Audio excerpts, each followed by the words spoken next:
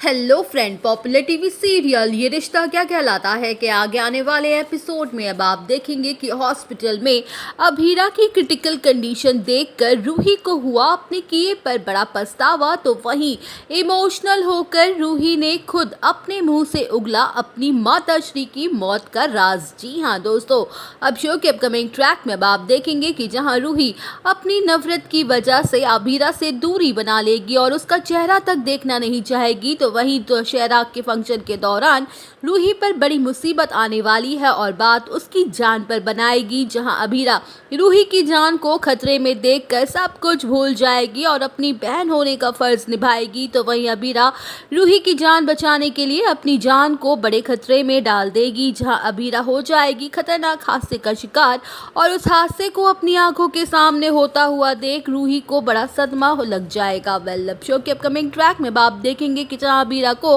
Hospital में admit करवा दिया जाएगा, जहां पर अभीरा की हालत क्रिटिकल होने वाली है, तो वहीं डॉक्टर भी साफ साफ कह देंगे कि अभीरा जी सीरियस है। ये कहना मुश्किल है कि वो बच भी पाएंगी या नहीं।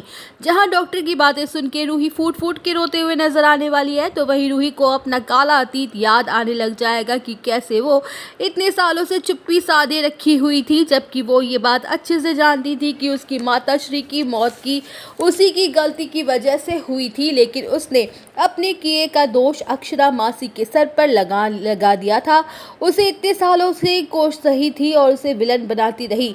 जहां ये सारी बातें सोच कर रूही को आ जाएगा पैनिक अटैक, उसकी हालत हो जाएगी काफी ज्यादा खराब। वेल, अब शो के अपकमिंग ट्रैक में आप देखेंगे कि जहां रूही सबके सामने कहते हुए नजर आने वाली है कि मत रोकिए मुझे, आज आप सब मैं जानते नहीं हैं और ना ही मैं आप लोगों के प्यार के काबिल हूँ। मैं बहुत ही बुरी लड़की हूँ, मैंने बहुत सी गलतियां की हैं और हमेशा अपनी गलतियों को दूसरों के सर पर डालती आई हूँ। सालों पहले भी मैंने ऐसा ही किया था।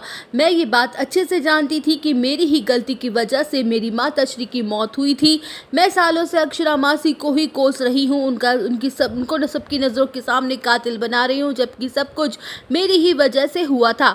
आज भी मेरी ही वजह से अभीरा की ये हालत हुई है।